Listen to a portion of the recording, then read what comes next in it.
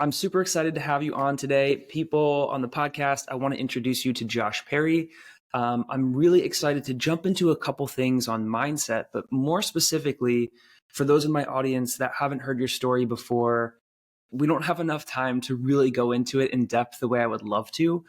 But can you just talk people through your experience and kind of where you're coming from and how you got to the place that you're in now, helping others in terms of coaching and mindset? Yeah, so I guess it starts back with growing up playing sports of all kinds as a child, and then getting into middle school in the late '90s, early 2000s, and action sports were a big thing. The X Games that came out 98, 97, somewhere around there, and on TV, the video games were coming out and all that stuff. I started with skateboarding and snowboarding, and then got introduced to BMX. And getting into my sophomore year of high school, I decided to go all in on BMX. And I was also going to a trade high school. Specifically, I picked landscaping, and I had a friend of the family that I was working for already. And I wanted to pursue that path to have my own business and learning the trade and go to school for 2 weeks, or academics 2 weeks, then go to work 2 weeks, make money, fund my travels for competition, bike parts, all that stuff before I had sponsors.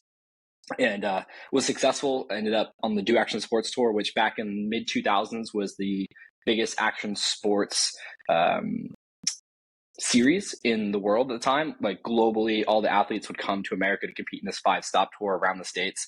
And so I turned pro my junior year, decided to drop out. That's a funny story. I missed the first 30 days of my senior year, got expelled because my parents and I forgot I had a senior year because I was in North Carolina training, and just it's pretty funny and remarkable how that happened. But I was just doing the thing, and they were proud of me, showing the dedication, the work, and then decided to just stay in Greenville, North Carolina, where at the time it was like the hub for BMX. Like athletes around the world would go to that little town where East Carolina University is, and it just happened to be Dave Muir, the Michael Jordan of the BMX freestyle sport, had a private training facility.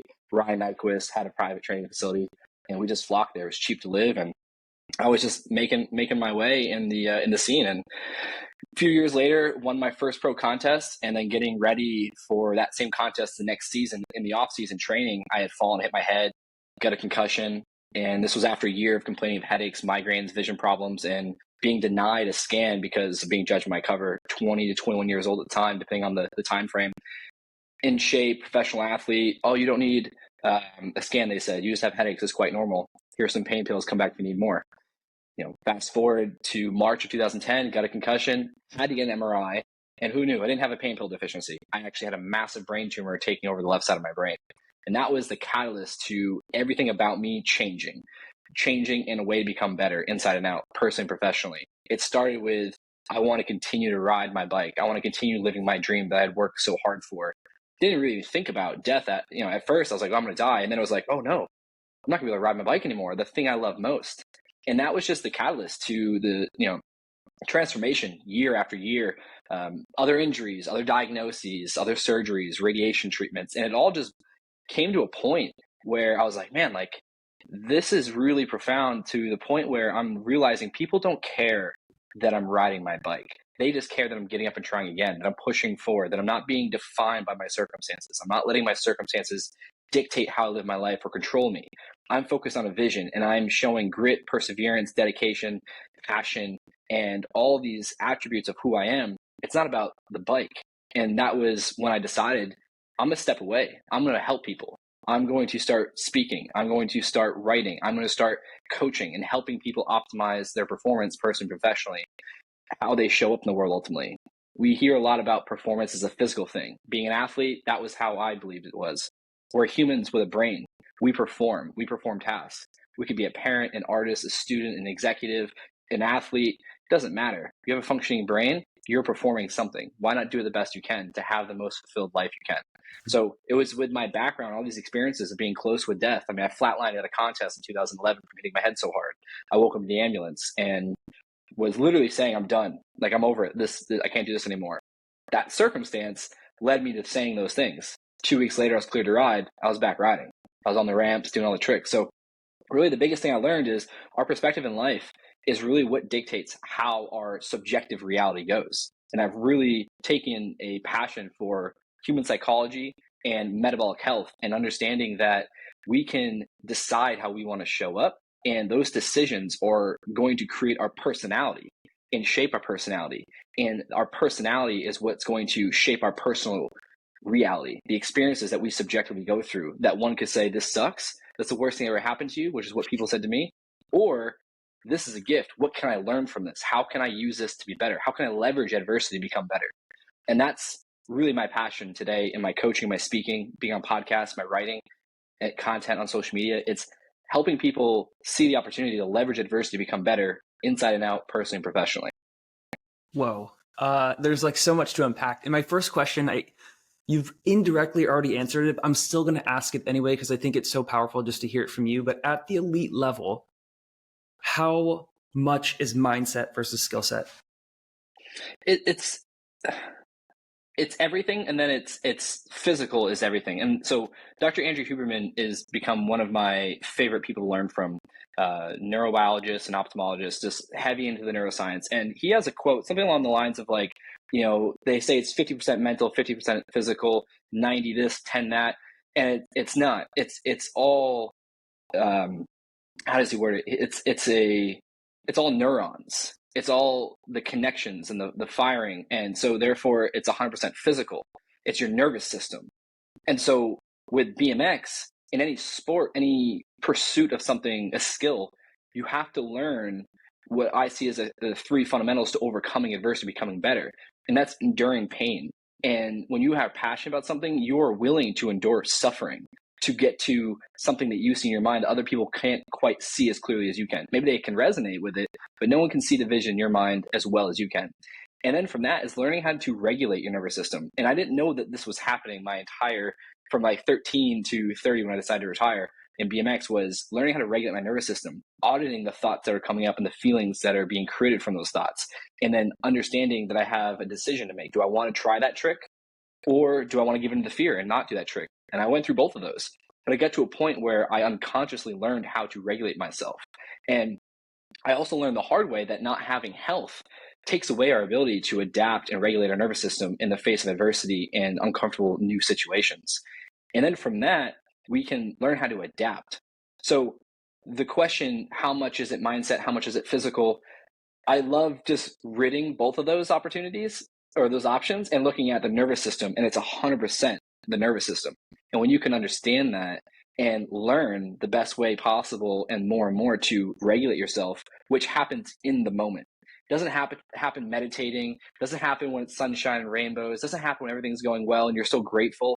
Regulation happens in the moment when you're faced with adversity, you're stressed, and you can be aware of your heartbeat, your chest, your breath, and all the things that are coming up in your mind and your body, and then be empowered to say, what do I want to do with this? How do I want to respond?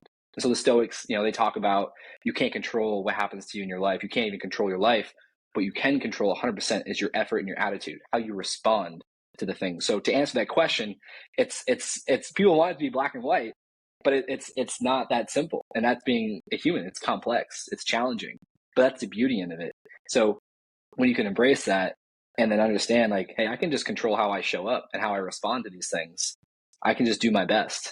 Then life gets a little bit easier to understand and move through.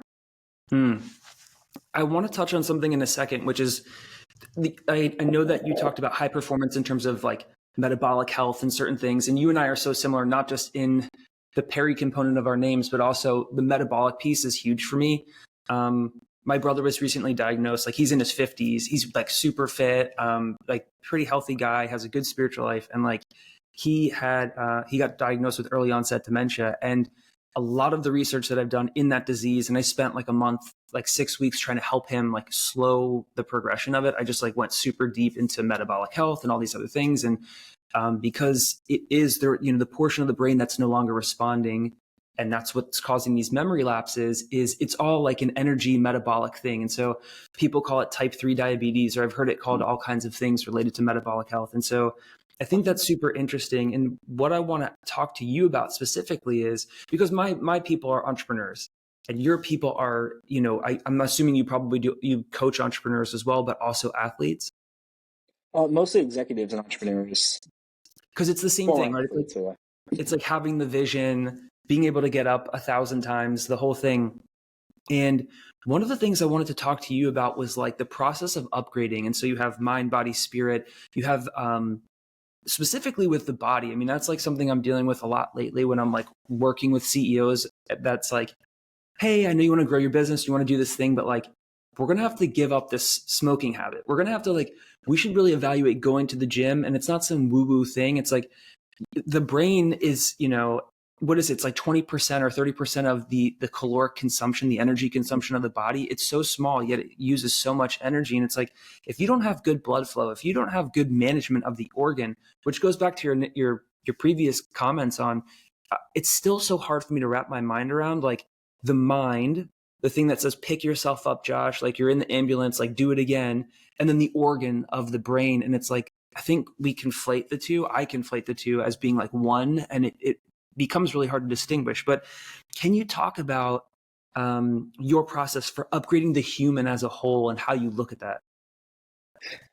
In the most simplistic form, the way I look at it is understanding the things I value in my life. So people will say, what are your values? And they'll say a statement.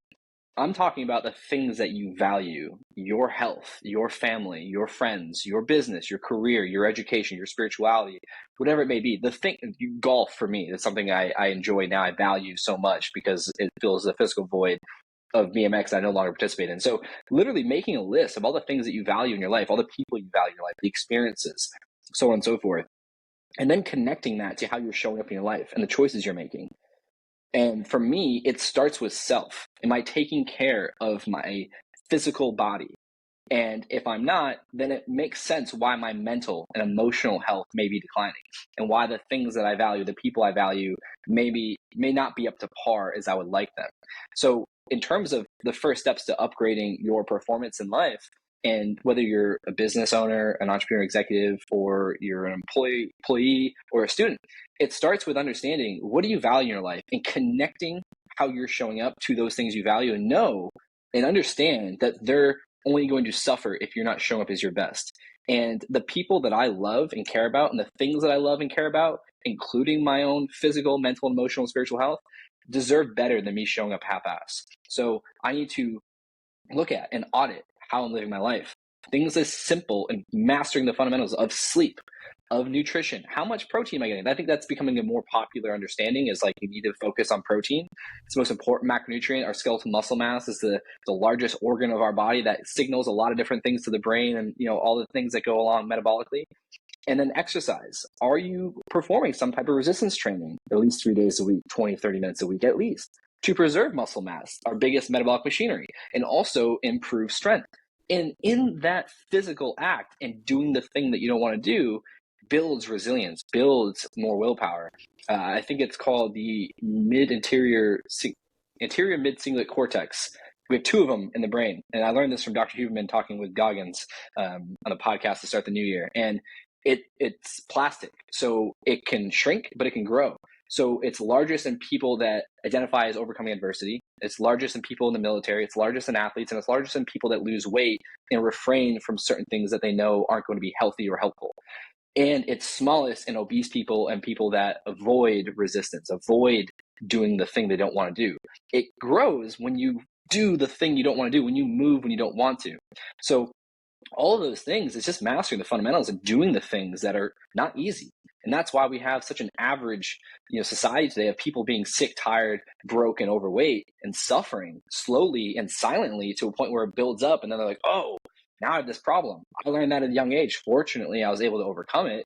And fortunately, still able physically, even I went through a weight brain surgery in 2021 and just reinforced all these things with me. Again, I can't control that. I can control how I show up. So it just starts with those fundamentals and doing the best we can to understand how we show up is deeply connected, not even correlated, connected to the things that we value. And if we don't take care of ourselves, we show up half-assed, then it's easy to see how those things that we value in our life are going to diminish, especially with relationships. And relationships isn't just with other people, it's with ourselves. What kind of relationship do we have with our mind? Are we distracting ourselves when we're bored and we're scrolling, trying to avoid who we are and our thoughts that are going on? Are we afraid of what's going on in our mind? Relationships with food, relationships with sleep, with alcohol, all these things that we consume and put in our body, social media, our relationship with that, the news, whatever it is. When we can connect how we show up to the things that we value, then we can start to see like, oh, these are the things I need to do to be a high performer. Not in the business sense, not in the athletic sense, but just in your life and for the things that you value, the people you value, the people that count on you to show up. And I know I've been through so much and seen the burden that's put on the people that I love in my life.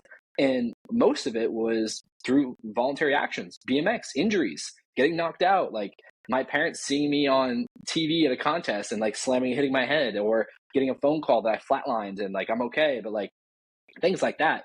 And then having seizures and then, going through that. And it's like, I can't control those things. But that's why I stopped riding as well, because I didn't want to voluntarily create risk that would hurt other people. But I had to realize the way I'm showing up has an effect on other people. They can't control what I do. I can control what I do. And so that's where I am. And what I suggest people do if they want to show up better, they want to improve their personal, professional performance, is really understand, be aware. We talk about self-awareness, and I don't think people really understand that, but it's just really be aware of how you're thinking, how you're feeling as a consequence of that, and then the decisions that you're making to show up and take action, habits that are creating patterns that you're going through, and connect all that to what's valuable in your life and what do you want to do about those things that are valuable to you. Yeah, I love it. I one of the things I say to my friends all the time is like the most selfless thing you can do is take care of yourself, because if you don't, you're going to become somebody else's problem. And that is the worst thing that you can do, because you'll become multiple people's problem. Man, there's so much to unpack in that. And there's a couple questions I want to get to before we run out of time. But I do want to ask you about the spiritual side. That's like a whole nother tangent. I'll save that for the end. But in terms of, when you and I first connected, I saw a post that you did on LinkedIn that really like hit me really hard. Maybe it's the season I'm in, maybe it's the people that I speak with, but you were kind of talking about how a lot of us will look at prayer or manifestation or things that we want in life. And it's like, I think it's been popularized recently. It's like a trendy thing to just like, oh, I'm going to kick my feet up and, say some affirmations over myself, and then everything's going to come to me. And then it's like, there are people like you, there are people like Alex Hormozy, and that'll be like, no, you need to eat the dirt. It's going to be hard. It's going to suck. It's going to do whatever, but you have to become the person for which that can do the thing. And then you can have the thing. It's like, you don't show up to the gym as a bodybuilder on your first day and it sucks, and then that's it. Like, you go, you're embarrassed, you do the thing, you build the muscle, you create the routine. And you were talking about that, and it just like, it was really powerful to me and stuck out to me, because there are no shortcuts to achieving all of these things in life, whether it's business or athletics. I mean, not any that have worked for me. If they work for some people out there, like, great, like, good for you. I haven't found any that work. Is there anything you want to touch on with that? When you had that post out there, I was like, yes, this guy's speaking my language. Yeah, I mean, the fundamentals never fail. I mean, the great of the greatest of any domain of life, they master the fundamentals. I know Kobe is famous for that. Like, people ask him why he's doing these basic drills, and he's like, "Why do you think I'm the best?" Like, you have to put the work in. And I like the whole like affirmation meditation. I'm just gonna sit and chill and just like, oh, like life sucks. Like, I'm that person's lucky. Like, I'm not lucky. Like, that's why I don't have what I do. It's such an excuse for not showing up. And I've been through tremendous amounts of pain of all levels, mental, physical, emotional, you name it. And I don't want life to be easy, because I know that that's not what allows me to grow. I know there has to be challenge and struggle and pain and suffering to a degree that allows me to become better and stronger, more resilient, and adapt. And when you look at like your example, you go to the gym, like, yeah, how many people would like, oh, I just want to be in shape, or, build muscle without having to do it. Like, that's just such a flawed way of thinking. It's like delusional.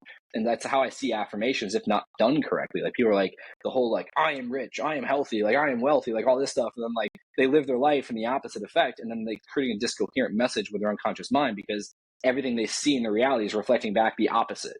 So affirmations, if done well, could be appropriate. If you're saying like, I don't even know the example off the top of my head, but if like someone wants to be healthy, they're like, I am actively working on my health by X, Y, and Z.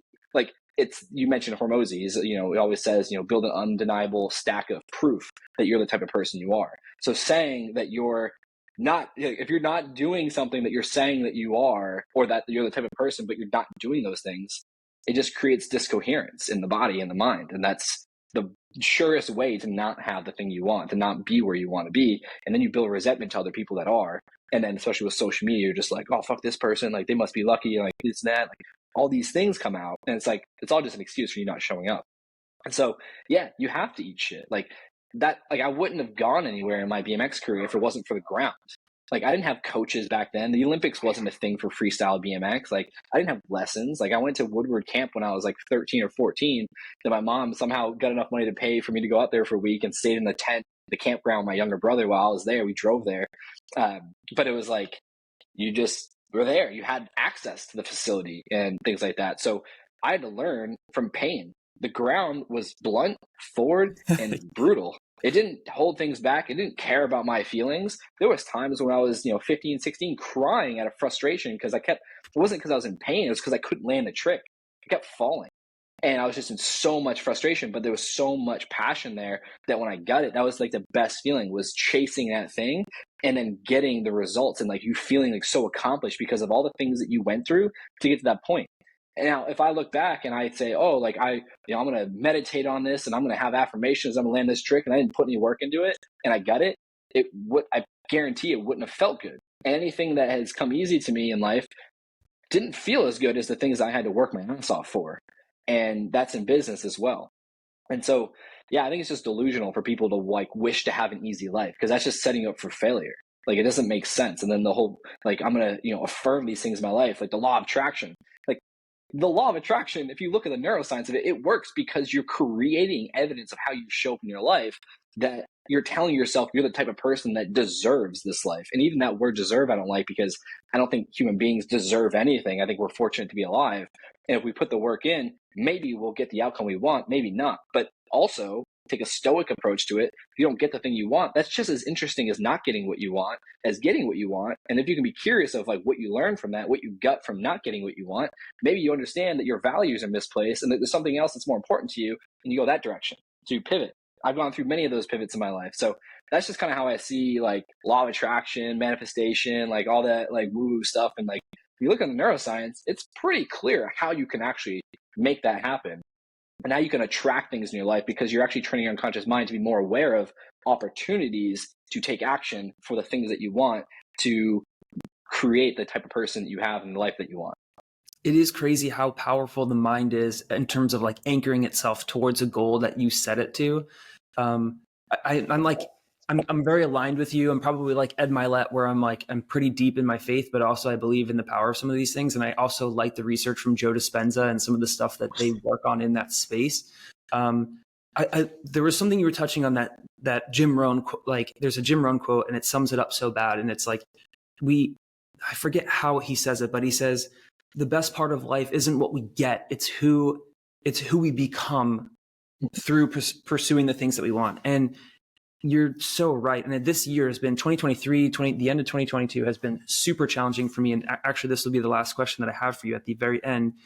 But this year, I've like doubled down on my faith and like gone super deep into just like I'm doing the things I'm trying, like the gym for me, like I don't even think about it anymore. I hate it. I hate going. It's like I go 3 or 4 days a week. It's like, it's not fun. It's the least fun part of my day.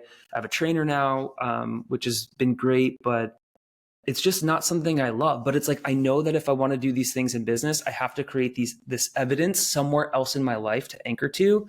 I'm actually in a course with Dr. Benjamin Hardy right now, this Q2 rapid transformation program. And I love what he talks about in terms of using past, present, and future self. And so it's like, they kind of do the same thing of, Alex Hormozi talks so much about creating that evidence. And so Dr. Hardy will talk about this in his book, Future Self, also in The Gap in the Game, like looking backwards to say, how far have I come from here? Because so many times we're just measuring from where we are in present to some ideal, which is a goalpost that's going to continue to move. We know that, our subconscious knows it, and it never ends, and people end up super unhappy. And so all that to say, it's incredible, but you do have to give yourself the evidence and confidence. So many of my friends that don't have confidence, I love you guys if you're watching, but a lot of them they have this sense of entitlement of like, I should have got that job. I should be getting paid this. It's this person's fault. And I lived my life like that for a very long time. I had the startup that went bust. It was like 3 years of my life savings. We did this whole thing and it was really challenging. And it was like, everybody else was the problem but me. And then I hit rock bottom. And I'm like, I should probably try a different approach because this isn't working. It's not serving me. And so there must be something more. And so the last couple of years has been this super deep dive into, okay, I need to like change everything. And so my very last question for you, and I'm sorry to end on like kind of a downer note, but I do want to know for myself, but anybody that's listening that's going through hell, that's at rock bottom, when you were at those moments, what did you do to pull yourself out? And what would you have told yourself? What advice would you have given yourself that was going through that then, or even now, if you are? I don't know. It's always been the same thing. It's just become more clear and conscious and deliberate and intentional. Pretty much the same words, kind of redundant there, but it's realizing there's choice.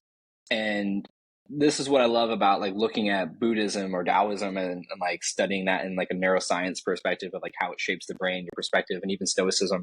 It's when you're in whatever pain, physiological, psychological, whatever it is just being aware of that and not trying to deny that by like suppressing it or wanting to feel better as the focus. Like, yeah, of course we want to feel better, we want to always feel good, but when you're going through something, it's just let it run through you. I spent so much time trying to run from that, and physical pain, you kind of can't really get out of it, but you just it's, for me, it was just the realization that I have choice of what I want to do in this moment.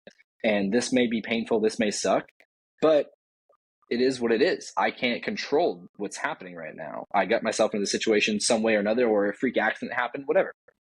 But then it's shifting to focusing on, okay, what do I want? What do I want to do? What do I want to experience? And that's what going through the first brain tumor surgery, I wasn't aware that I was doing this till years later. But in the moment, I was like, all right, this is what's going on. Like, I didn't know about Stoicism or Buddhism or anything like that stuff, or neuroscience or law of attraction, manifestation. I didn't any of that stuff. But I just was like, all right, I'm going to treat this like an injury. All right, doc, like, what do I have to do?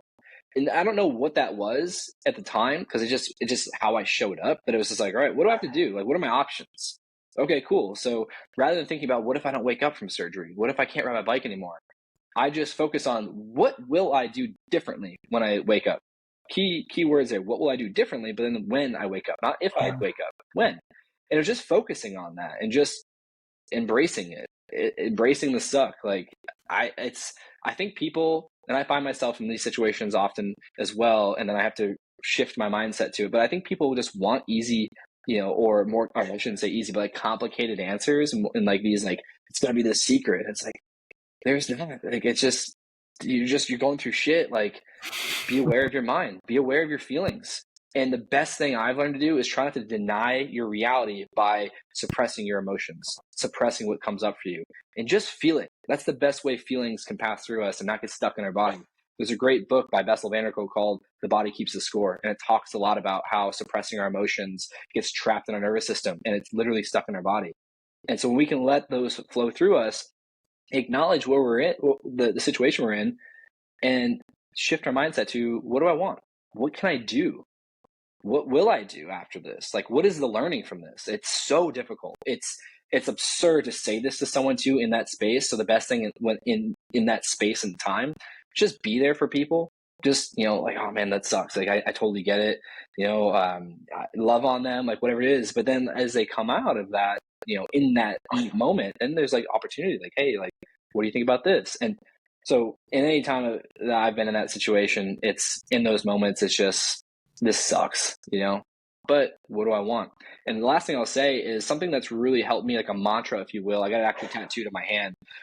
It's a C, a greater than sign, and then an E. So I got this from like neurolinguistic programming, actually, and it stands for being at cause for my reality is greater than being an effect to my reality. So C greater than E, to me, is the equation for empowerment. So it doesn't matter what I'm going through. It doesn't matter how I got myself in that situation. I just focus on, how am I showing up? And it's okay to feel like shit. It's okay to feel like a victim. It's okay to voice that. But then I have to reel that back in and ask myself, is this helping me? Is this train of thought helping me? What do I want to do? What do I want to feel? Do I want to feel like shit and be a victim to this situation? Or do I want to be empowered to see what I can extract from this? That's my whole life I've been learning. And in this moment, I'm realizing is extracting what I can out of the shitty moments, the painful moments, I mean, being abused as a young child by my brother's dad growing up, that led me to this drive to be great at BMX. And then like through all the injuries and the times I fell down, the frustration to land that trick. And that was before it was even a career. I just wanted to land the trick. I was obsessed with it. But it's just being obsessed with like, what can I extract from life's moments that can better me?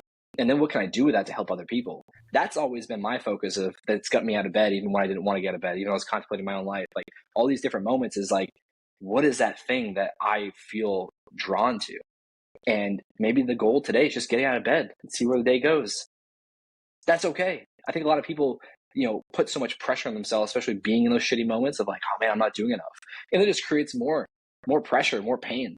It's like, man, just get out of bed, see where it goes next.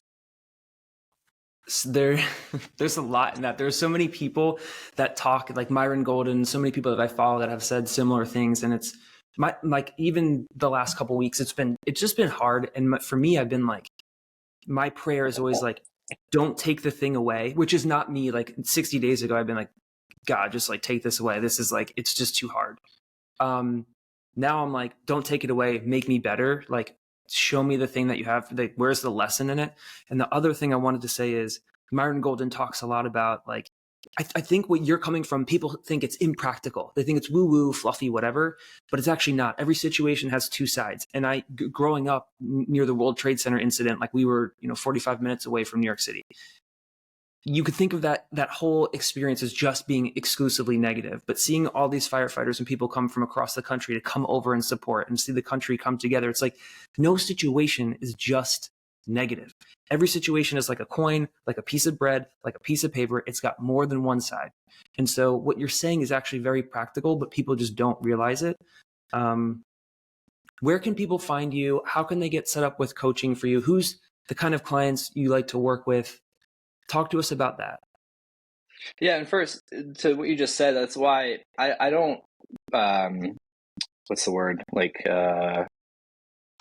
commit, I'm part, like, I don't follow a religion per se, but I do enjoy looking at Buddhism and Taoism because Buddhism, and I'm a spiritual person. I think people get that confused. Like, oh, you don't follow Christianity, for example, like you're not spiritual. And I was like, well, it depends on your definition of spirituality. I believe in something greater than me. I believe that there's a higher power. I just maybe don't follow certain things. But within Buddhism, there is nothing good or bad. It just is. And I think that's the Stoicism looks at that as too. Looks at it that way too. So it's like if you can look at things as neutral, it's not a good or bad. Then you can see like, oh yeah, there's bad here, but there's also greatness here. And that's really what helps me is having that mindset of like, all right, I didn't get what I wanted, or I'm having brain surgery. That sucks. Or does it? Do I have this opportunity to save my life? Do I have this opportunity to become better through this experience? So yeah, I mean, looking at the Trade Center, I mean, like what you just said, like how many people came together to support? Like that's an amazing thing to see that level of support. Yeah, it's tragic what happened, of course. There's no denying that. But when we start to label things as good or bad only, then that's where we get in trouble. And so that's just really what helps me is just having that ability to be curious in moments. It doesn't happen in the moment. Like, it could happen after. But it's like, that's why I have this tattooed right here on my hand, left of my thumb. It's like, am I showing up at cause today? Or am I showing up at effect? And I think seeing things as either good or bad, that's really being a victim to life and reality. And it's like, that's not going to be helpful. I mean, you could make that your truth, but that's not my truth. And maybe I feel better than how you feel right now because of how you're looking at things. That's not right or wrong. You do what you want. But there's consequences for how we choose to see things and how we choose to show up. So that's kind of why I like looking at Buddhism, because it's more like, it just is. You make it what you want. Mickey Singer is really interesting to me. He helped me like with a lot of things in the space of like letting go of baggage that you just don't need to be holding on to. Are certain things serving you or not?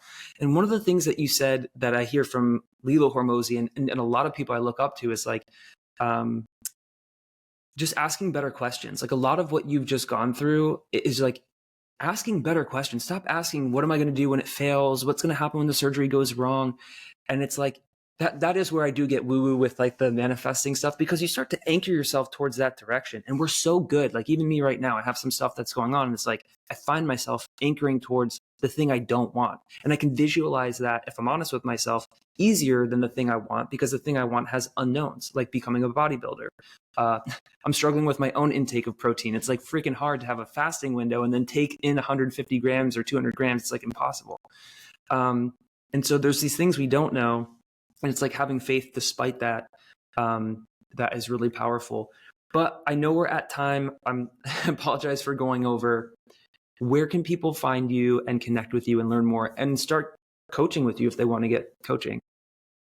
Yeah, no apologies needed, man. This was fun. I appreciate it, and I look forward to keeping the conversation going and staying in touch. I appreciate you having me here. Website's probably the best one-stop shop, joshperrybmx.com. And then all my social media handles, LinkedIn, Instagram, YouTube, Facebook, whatever, Josh Perry BMX. And yeah, man, I appreciate you having me here. Yeah, cool. Thanks for being here.